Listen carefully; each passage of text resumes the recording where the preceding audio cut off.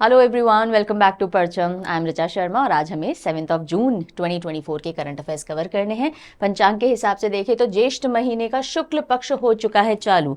कल अमावस्या थी। कृष्ण पक्ष से अगर हम हिंदू पंचांग कैलेंडर देखें तो कृष्ण पक्ष से शुरू होता है पूर्णमांत कैलेंडर। तो अमावस्या थी कल। आज प्रथमा यानी कि शुक्ल पक्ष की प्रतिपदा या प्रथमा जिसे बोलते हैं। अब शुक्ल पक्ष क्या होता है? जिसमें चांद धीरे धीरे बढ़ता जाएगा और एंड कहाँ होगा? ये पक्ष पूर्णिमा पे एंड होगा। ठीक है, तो हर महीने में एक अमावस्या और एक पूर्णिमा देखने को मिलती है। चलिए, जो कल मैंने आपसे क्वेश्चंस किए थे उसका डिस्कशन करेंगे, पर उससे पहले thank you so much for all the lovely wishes that you sent for Kaira's birthday yesterday. मैं उसको सारे विशेस तो नहीं पढ़ा पाई, मैंने 2-3 ही पढ़ाई हैं, कल टाइम नहीं मिला, but I will make sure she goes through majority of the wishes and thank you, big big thank you from my side and from her side also. Her birthday went very well. बहुत late तक free हुए और इसीलिए मैं आज यहीं पे बता दूं, मैंने कुछ न्यूज़ कल के लिए रिजर्व रखी हैं because it was not possible for me to cover all the important news along with the celebrations and everything. So do not worry, आपका कुछ मिस नहीं होगा। आज जो भी मैंने रिजर्व रखा है वो हम कल कवर कर लेंगे। ठीक है जी, चलिए। अब कल जो सेशन लिया गया था उसमें क्वेश्चन ऑफ द डे पूछा था, उसका आंसर देखते हैं। I had asked you where is world's highest polling station located. हमने न्यूज़ में देखा था कि जो वर्ल्ड का हाईएस्ट पोलिंग स्टेशन है उसे मॉडल पोलिंग स्टेशन का दर्जा मिल गया है।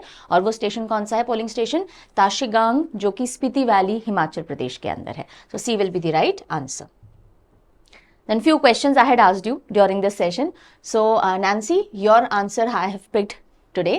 पहले मैंने आपसे पूछा था कि यूनाइटेड नेशन की कितनी ऑफिशियल लैंग्वेजेस हैं, because yesterday we had seen Russian language day, 6 June को ऑब्जर्व किया जाता है ना।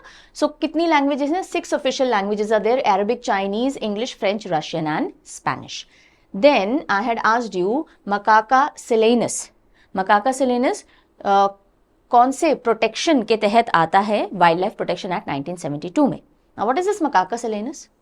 कुछ याद आ रहा है क्या किसी को? चलो, नहीं आ रहा है, जो भी है मुझे बताइए। कल हमने इसको पढ़ा था, ये जूलॉजिकल नेम है मकाका सिलेनस। कौन से मकैक की बात हम कर रहे हैं? It is a type of macaque. कौन सा मकैक है ये? और वाइल्ड लाइफ प्रोटेक्शन एक्ट 1972 के शेड्यूल 1 के तहत ये प्रोटेक्टेड है, साइट्स अपेंडिक्स 1 में है। और कल हमने देखा था मकैक, ये वाला जो पर्टिकुलर मकैक है, इसकी सैंक्चुरी कर्नाटका के अंदर, राइट? मैं नई नाम बता रही हूँ वरना आंसर आपको मिल जाएगा। चलिए, देन यूरोपियन स्पेस एजेंसी की हम बात कर रहे थे। मैंने आपसे पूछा था टोटल कितने मेंबर्स हैं, and answer is 22 members are there. Then world no tobacco day, when is it observed? It is observed on 31st of May and Tashigang Himachal Pradesh हमने देख ही लिया। And again Nancy, thank you for the wishes for Kaira. चलिए जी, आज की शुरुआत करेंगे और कहाँ से करेंगे? बहुत इंपॉर्टेंट डे है। और अभी जिस तरह से इंडिया के अंदर डेवलपमेंट हो रहा है कि हम फ्रूट्स की राइपनिंग के लिए केमिकल्स यूज करने की मनाही कर रहे हैं, हम शुगर को कंट्रोल करना चाह रहे हैं पैकेटेड फूड्स और ड्रिंक्स के अंदर, सो ये डे बहुत इंपॉर्टेंट हो जाता है। एग्जामिनेशन परस्पेक्टिव से अच्छे से इसको ध्यान रखिएगा। In my opinion strong chances of being asked. World Food Safety Day, ठीक है, बिकॉज इंडिया में फूड सेफ्टी के ऊपर ज़्यादा जागरूकता अभी स्टार्ट हो गई है। So World Food Safety Day कब ऑब्जर्व किया जाता है? 7 जून को। कब? 7 जून को। हम साथ साथ हैं। क्यों साथ साथ हैं? फूड की सेफ्टी के लिए। सो प्रोड्यूसर से लेकर के कंज्यूमर सब साथ साथ है, गवर्नमेंट से लेकर एवरीथिंग। इस तरह से हम कुछ याद रखेंगे 7 जून। So World Food Safety Day, ताकि फूड सेफ्टी की अवेयरनेस और स्प्रेड की जा सके। कब से ऑब्जर्व किया जा रहा है? 2019 से इसको ऑब्जर्व किया जा रहा है। ये सारे पॉइंट्स ध्यान रखिएगा। Okay, theme very very important, food safety, prepare for the unexpected. Okay, prepare for the unexpected. Unexpected को कीवर्ड की तरह याद रख लीजिएगा, ये हेल्प करेगा आपको। कीवर्ड क्या होते हैं? आपको पूरी स्टेटमेंट तो रटने की जरूरत नहीं है और ना आप रट सकते हो, इसलिए आप कीवर्ड्स पकड़ा करो थीम में से और वो आपको हेल्प करेंगे। सो फूड सेफ्टी ध्यान नहीं रखा तो अनएक्सपेक्टेड हो सकता है, बस ऐसे एसोसिएट आपको कर लेना है। वर्ल्ड फूड सेफ्टी डे जो है उसको इस्टेब्लिश किया गया था 2018 में। इस्टेब्लिश यानी कि हम मनाना शुरू करेंगे, ऐसा डिसाइड कब हुआ था? 2018 में। लेकिन first world Food Safety Day कब ऑब्जर्व किया गया? 2019 में। ध्यान रखेंगे।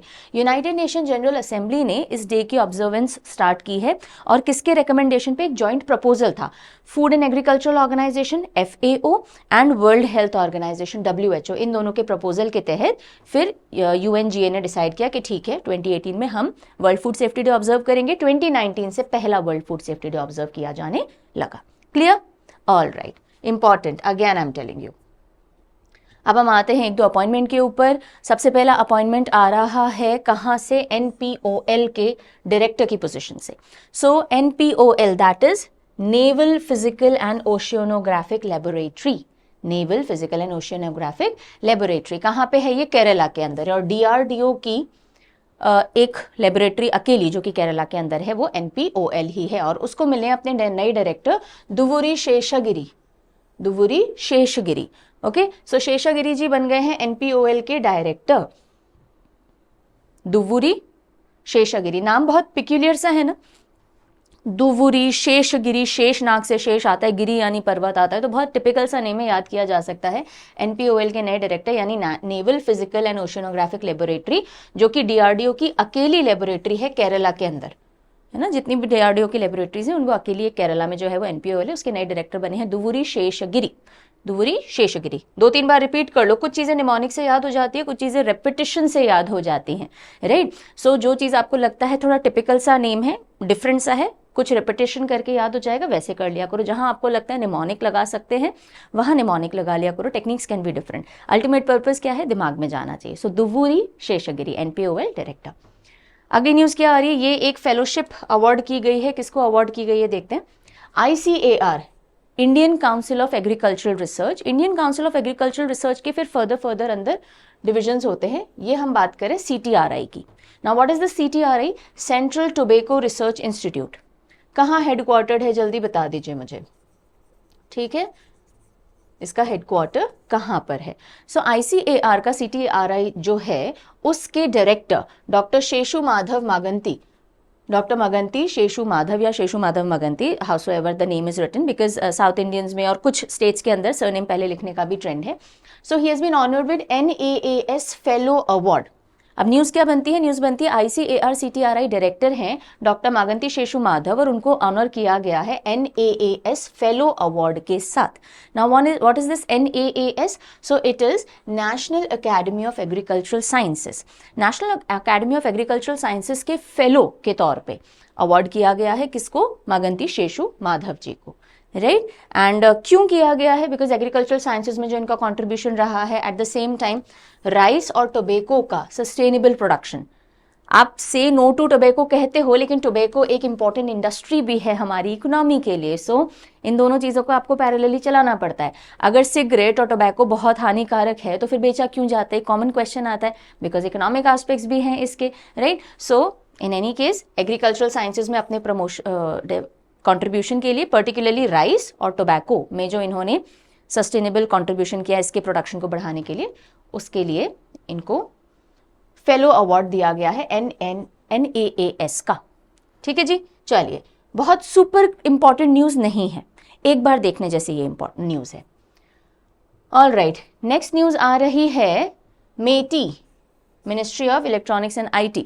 सो मेटी के जो सेक्रेटरी हैं S कृष्णन, उन्होंने इनॉग्रेट किया है एक indigenous air quality monitoring system, और एयर प्रवाह ऐप भी उन्होंने लॉन्च किया। और ये सब कब हुआ? वर्ल्ड एनवायरनमेंट डे पे हुआ। वर्ल्ड एनवायरनमेंट डे कब आता है? 5 जून को आता है, राइट। और इसकी थीम क्या है? कल भी हमने बात की थी, कहीं लिखने की जरूरत नहीं, एक बार रिवाइज जरूर कर लीजिएगा। वर्ल्ड एनवायरनमेंट डे की थीम इंपॉर्टेंट है, काफी इंपॉर्टेंट है। चलिए, so MeitY inaugurates indigenous air quality monitoring system and launches air Pravah app. और किसने ये दोनों काम किए हैं? लॉन्च किसने किया है? सेक्रेटरी जो है इलेक्ट्रॉनिक्स और IT मिनिस्ट्री के S कृष्णन। ये जो एयर क्वालिटी मॉनिटरिंग सिस्टम है AQAIMS नाम से, और इसी मॉनिटरिंग सिस्टम की एक ऐप बना दी है ताकि आपको रियल टाइम में, यानी हाथों हाथ जो जो डेटाज आ रहे हैं वो आपको देखने हैं, तो आप इस एयर प्रवाह ऐप से देख सकते हो, ओके। नाउ इसको मेटी सपोर्टेड टेक्नोलॉजीज, जिन ऐसी टेक्नोलॉजी जिनको मेटी सपोर्ट करता है, उन्होंने डेवलप किया। तो डेवलप इसको मेटी ने नहीं किया है, मेटी ने इसको लॉन्च किया है। डेवलप किसने किया है? National programme on electronics and ICT application in agricultural environment के अंडर में मेटी का ये जो प्रोग्राम है, इसके अंडर में CDAC कोलकाता ने मेजरली इसको डेवलप किया, यानी Centre for Development of Advanced Computing, with Texmin, Indian School of Mines Dhanbad, JM Enviro Lab Private Limited. अब आप में से कई सारे बच्चे बोलोगे मैम क्या इसको याद करना है? इन माय ओपिनियन मत कीजिएगा। अगर आपके लिए पॉसिबिलिटी है इतनी इन्फो याद करने की, कर लीजिएगा। 1-2 नाम इसमें से ध्यान रख लीजिएगा। CDAC कोलकाता याद रख सकते हो, बाकी हर एक नाम रटने की जरूरत नहीं है। But what is this app and platform all about, वो समझिए। Outdoor air quality monitoring system है, यानी कि एनवायरनमेंट के अंदर किस तरह के पर्टिकुलेट मैटर हैं, कितने पोल्यूटेंट्स हैं, कितने क्या टेम्परेचर चल रहा है, क्या ह्यूमिडिटी चल रही है, एयर क्वालिटी किस तरह की है, उसको मॉनिटर ये करेगा, राइट। और डेवलप इसको इन सारे इंस्टीट्यूशंस ने मिलके किया है और इनॉग्रेट मेटी ने किया है। मेटी के सेक्रेटरी कौन है? एस कृष्णन, ये आप ध्यान रखेंगे, ठीक है। एयर प्रवाह ऐप नाम थोड़ा रख लीजिएगा दिमाग में। इंपॉर्टेंट न्यूज, ओके, इसको अच्छे से समझेंगे।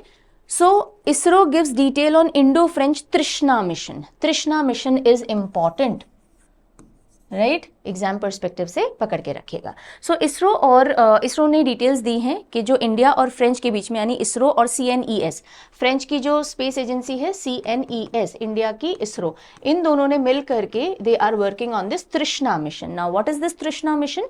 ये एक सैटेलाइट होने वाली है और क्लाइमेट और जो हमारी वार्मिंग है सरफेसेस की, उनसे रिलेटेड, और जो इवेपोरेशंस हो रहे हैं, ट्रांसपिरेशन हो रहे हैं, उनसे रिलेटेड डेटा कलेक्ट करेगी। अभी हम देखते हैं। सो temperature and water, climate and water related ये डेटास कलेक्ट करेगी। इसरो ने अनाउंस किया है एक जॉइंट इंडो फ्रेंच। सबसे पहली बात, तृष्णा मिशन जो है वो कौन से दो देशों के बीच में है? इंडिया और फ्रांस के बीच में है। Infrared earth observation satellite mission है ये। IR रेज का इस्तेमाल करते हुए इमेजेस वगैरह कैप्चर करेगा, डेटा कैप्चर करेगा अर्थ ऑब्जर्वेशन के लिए। ये सैटेलाइट है तृष्णा। तृष्णा का फुल फॉर्म याद रखेंगे, थर्मल यानी heat related, infrared imaging satellite. जो हीट रेडिएट करती है, धरती अलग अलग जगह अलग अलग टेम्परेचर्स रखती है, राइट। तो वो जब रेडिएट करती है हीट को, तो उसको कैप्चर कैसे किया जाता है? रात में भी कैसे कैप्चर करोगे? IR कैमरास की मदद से, IR टेक्नोलॉजी की मदद से। So thermal infrared imaging satellite for high resolution natural resource assessment. High resolution की इमेजेस देगा, नेचुरल रिसोर्सेज, वाटर रिलेटेड और जो रेडिएशन निकल रहे हैं उनकी स्टडी के लिए, उनकी डेटा कैप्चरिंग के लिए। To monitor surface temperature, number 1। इस तृष्णा का एक मेन पर्पस क्या है? सरफेस टेम्परेचर्स की स्टडी करना, कहाँ से कितनी हीट है और रेडिएट हो रही है। एंड दूसरा, वाटर मैनेजमेंट करना अराउंड द वर्ल्ड। अब देखिए, surface temperature are soaring high, right, और वाटर क्राइसिस से भी दुनिया की कई जगह जूझ रही हैं। सो इनको मैनेज करने के लिए तृष्णा मिशन एक इंपॉर्टेंट रोल प्ले करेगा। Will provide data point for climate impacts on earth. अब देखिए, गर्मी बढ़ेगी तो इवेपोरेशन बढ़ता है। ट्रांसपिरेशन भी एक वर्ड आप अभी देखोगे। ट्रांसपिरेशन क्या होता है?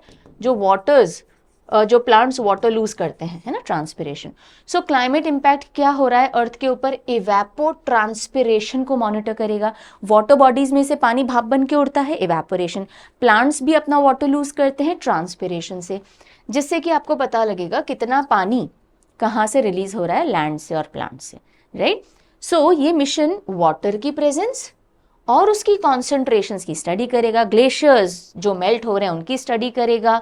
बायोस्फीयर वाले पार्ट्स में जहाँ इंसान रहते हैं या ऑर्गेनिजम्स रहते हैं। Quantifying water being used on land and how, और कैसे कैसे कहाँ कहाँ पानी यूज हो रहा है उसका भी डेटा ये प्रोवाइड करेगा। कहाँ कितना वाटर है, कितना इवेपोरेशन हो रहा है, कितना वाटर मिसमैनेजमेंट है, कितना मैनेजमेंट है। All this can be, it will be helpful in assessing all of that. So thermal anomalies and spike, एकदम से कहाँ बहुत ज़्यादा हीटिंग हो गई उसकी पिक्चर्स और उसका डेटा कैप्चर करके देगा।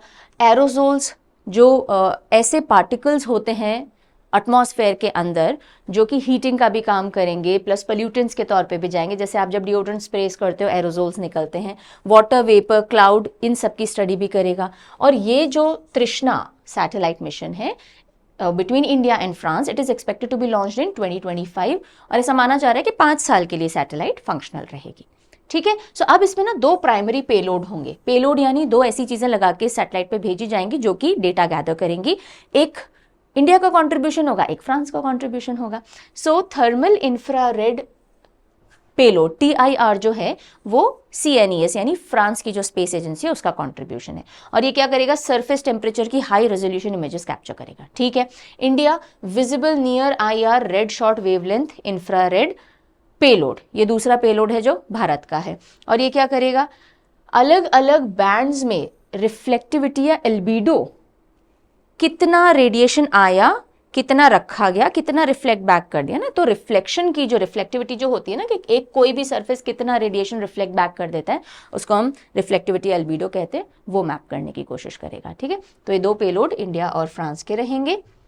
अब इस सब से हेल्प क्या होगी? इस सब से ये हेल्प होगी कि हमें वाटर का किस तरह से मैनेजमेंट करना है, because everything somehow will be governed in and around it. तो वाटर मैनेजमेंट, फूड सिक्योरिटी, इन सब में ये सैटेलाइट हेल्प करेगी, बिकॉज आपको क्रिटिकल डेटा देगी टेम्परेचर और वाटर से रिलेटेड ऑन अर्थ सर्फेस। कितना इवेपोरेशन हो रहा है, कितने क्लाउड्स बन रहे हैं, कितने एरोजोल्स हैं, कितने रेडिएशन निकल रहे हैं, उन सब की डिटेल हमको मिलेगी। क्लियर हो गई जी बात? तृष्णा मिशन इंडिया और फ्रांस के बीच में, so ISRO and CNES। Clear? Alright, now this is, हम सुपरलेटिव कैटेगरी पढ़ते हैं ना, सो ऐसे व्यक्ति, ऐसे एस्ट्रोनॉट जो स्पेस में सबसे ज्यादा रहे हों, उनका रिकॉर्ड किनके नाम चला गया है? एक रॉसकॉस्मॉस के एस्ट्रोनॉट हैं। रॉसकॉस्मॉस कौन सी स्पेस एजेंसी है? रशिया की है, right? So 59-year-old Russian cosmonaut becomes first to spend 1000 days in space. Space के अंदर 1000 दिन रह लेने वाले, लगातार नहीं, इनके 5 मिशंस हुए, बट क्यूमुलेटिव 1000 डेज स्पेस में रहने का रिकॉर्ड अब किसने बना लिया है? 59-year-old रशिया के कॉस्मोनॉट हैं। अब आप बोलोगे मैम एस्ट्रोनॉट और कॉस्मोनॉट में क्या फर्क होता है? रशिया एस्ट्रोनॉट न यूज करके कॉस्मोनॉट यूज करती है, ठीक है, बाकी बातें वही हैं। सो नाम क्या है इनका? Oleg Konenenko, Oleg Kononenko, not Konenenko, Kononenko. So Oleg से ओले ओले ओले ओलेग याद रख सकते हो। ओलाफ, अगर आप लोग कौन सी मूवी है वो? Oh my God, I forgot the name, imagine, frozen. Frozen में ओलाफ कैरेक्टर है, उससे याद रख सकते हो, ओले से याद रख सकते हो, ओले क्रीम से याद रख सकते हो, किसी से भी याद रख लीजिए। सो ओले क्रीम लगा करके या ओले ओले सॉन्ग गाते हुए या ओलाफ जैसे दिखते हैं, ये रशियन कॉस्मोनॉट हैं और पहले पर्सन बन गए जिन्होंने 1000 डेज स्पेंड किए हैं स्पेस के अंदर, राइट? और अभी इनका मिशन खत्म नहीं हुआ है, he still into space right now. So Kononenko जो हैं वो 5th मिशन पे हैं अपने, अभी तक का 5th mission international space station के अंदर ये हैं। इनका ये वाला मिशन 15 सितंबर 2023 में शुरू हुआ, और अगर ये मिशन कंप्लीट कर लेंगे, जो कि सितंबर 24 में होगा, 1 साल का पूरा मिशन था ये, तो ये टोटल 1110 दिन स्पेस में रहने का रिकॉर्ड कायम कर लेंगे, राइट? और इससे पहले ही इन्होंने वर्ल्ड रिकॉर्ड जो था सबसे ज्यादा नंबर ऑफ डेज स्पेस में रहने का, वो तोड़ दिया था फरवरी 2024 में, क्योंकि इससे पहले जो रिकॉर्ड था वो भी रशियन जिनांडी पेडाल्का का था, 2015 में बनाया था, अप्रॉक्सीमेटली 878 डेज स्पेस में रहने का। तो ये रिकॉर्ड ऑलरेडी कोनोनेंको ने तोड़ दिया था फरवरी में, और अब फर्दर आगे बढ़ा दिया अपना record 1000 days in space. So Oleg Konenenko, अच्छे से नाम याद रखेंगे, रशियन कॉस्मोनॉट हैं। ऑलराइट, ये न्यूज़ जो हमने पहले भी पढ़ी थी, जब ये मिशन लॉन्च होना था पर हो नहीं पाया था, finally this mission has lifted off. And what is this all about? Indian American astronaut है Sunita Williams. Sunita Williams, she is become the first woman to pilot Boeing's Starliner on maiden crew test flight.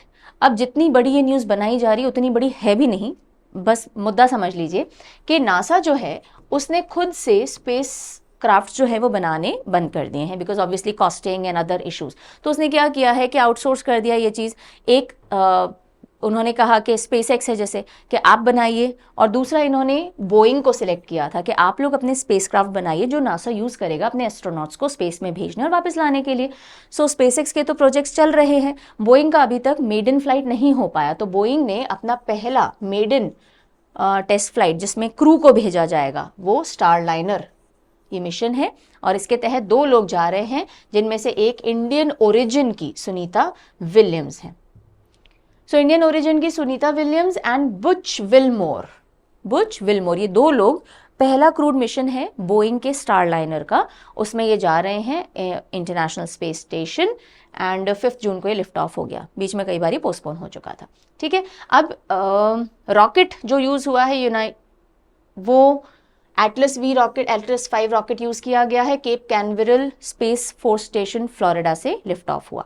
ये 1 week का पूरा mission है जिसमें ये लोग ISS international space station में जाएंगे और वापस एस्ट्रोनॉट को सेफली लेकर के आएंगे। इसके बाद अप्रूवल मिलेगा नासा से कि ठीक है आप लोग एस्ट्रोनॉट को लाने ले जाने में बिल्कुल सही हो, तो अब हम आपको फर्दर प्रोजेक्ट्स हैंड ओवर करेंगे, ठीक है। सो क्रू टेस्ट फ्लाइट के तौर पर ये होगा, नासा का क्लियरेंस मिलने के बाद फर्दर इनको प्रोजेक्ट्स मिलेंगे। नासा ने कमर्शियल क्रू प्रोग्राम स्टार्ट किया था जिसके तहत स्पेसएक्स ऑलरेडी वर्क कर रहा है और बोइंग अगर अप्रूवल मिल गया तो कंटिन्यू करेगा। क्यों? क्योंकि नासा ने खुद को रिटायर कर लिया था स्पेस शटल प्रोग्राम से ईयर 2011 के अंदर, राइट। सो कि हम बार बार स्पेस में भेजें और बुलाएं, तो हम अपने स्पेस शटल इसमें यूज नहीं करना चाह रहे हैं। We would rather employ it into other important areas, तो इसलिए इनको स्पेस एक्स और बोइंग को दे दिया था ये कॉन्ट्रैक्ट, ठीक है।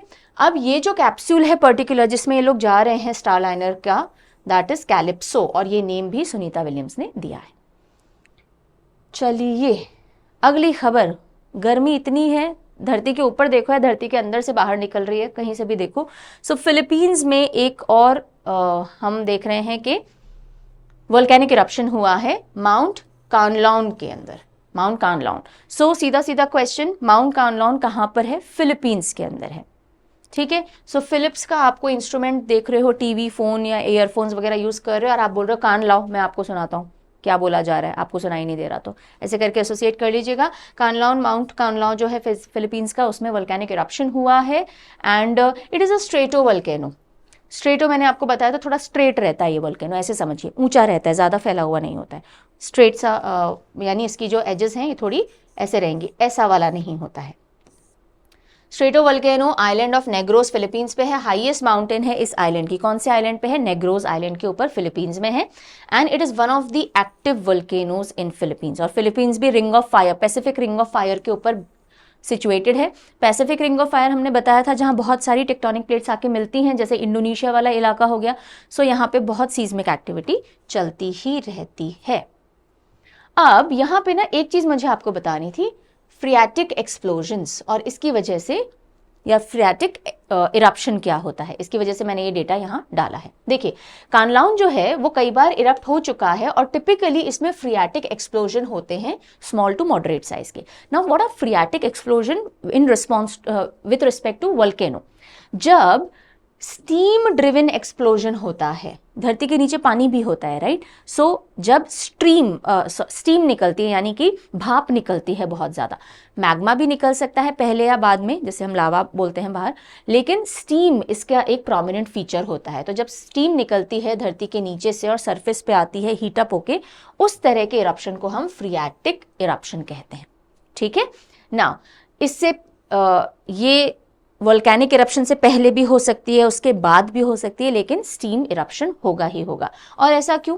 क्योंकि वोल्केनिक वेंट्स जहां है उसके आसपास अगर पानी होगा, या फिर जो ग्राउंड वाटर है वो हीट अप हो जाता है वोल्केनिक इरप्शन के बाद, तो उसकी वजह से वो स्टीम निकलती है। तो फ्रियाटिक इरप्शन समझ में आ गए, जब भाप एकदम से शूट अप होके प्रेशर कुकर में कैसा होता है ना, उस तरह का। सो उसको फ्रियाटिक इरप्शन कहा जाता है।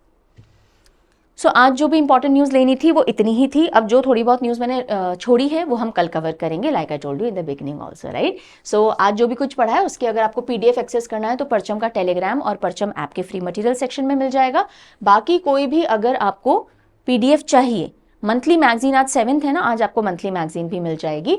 parchamclasses.in से आप एक्सेस कर सकते हो, इंग्लिश वर्जन, हिंदी वर्जन आपको 10th को मिल जाएगा, ठीक है।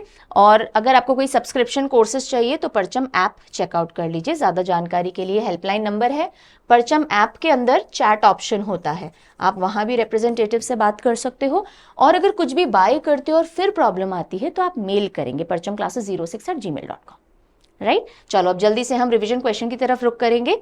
आज जो भी हमने न्यूज़ पढ़ी है उससे रिलेटेड क्वेश्चन है। पहला question, where is mount Kanlaon located? Kanlaon क्या सुनाना है आपको? फिलिप्स के ईयरफोन से कुछ सुनाना था ना। सो फिलीपींस के अंदर सिचुएटेड है, C will be the right answer. Who became the first cosmonaut to spend 1000 days in space? 1000 दिन स्पेस में बिता लेने वाले कौन से पहले कॉस्मोनॉट बन गए हैं? आंसर क्या होगा? आंसर होगा Oleg Kononenko. Okay, consider the following statements regarding तृष्णा मिशन। कौन सा मिशन? तृष्णा मिशन है, आपको करेक्ट स्टेटमेंट बतानी है। It is a collaborative project between ISRO and CNES.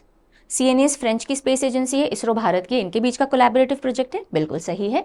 It is design to provide monitoring of earth surface temperature, emissivity and various biophysical radiation factors.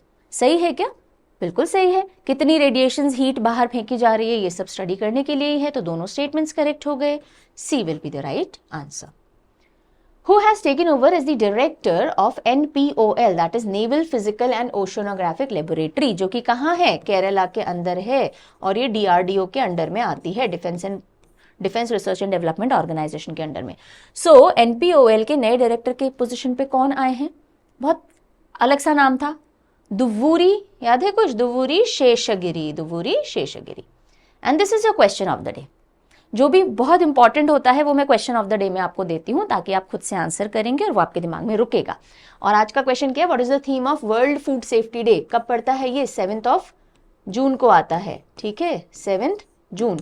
और इसकी theme मैंने आपसे पूछी है तो आप मुझे बताएंगे, और मिलती जुलती सी रखी है ताकि आप थोड़े कंफ्यूज हों। सो आज का ये सेशन था। Now will be meeting tomorrow. Until then take very good care of yourself और अच्छे से पढ़ाई कीजिए। Bye bye.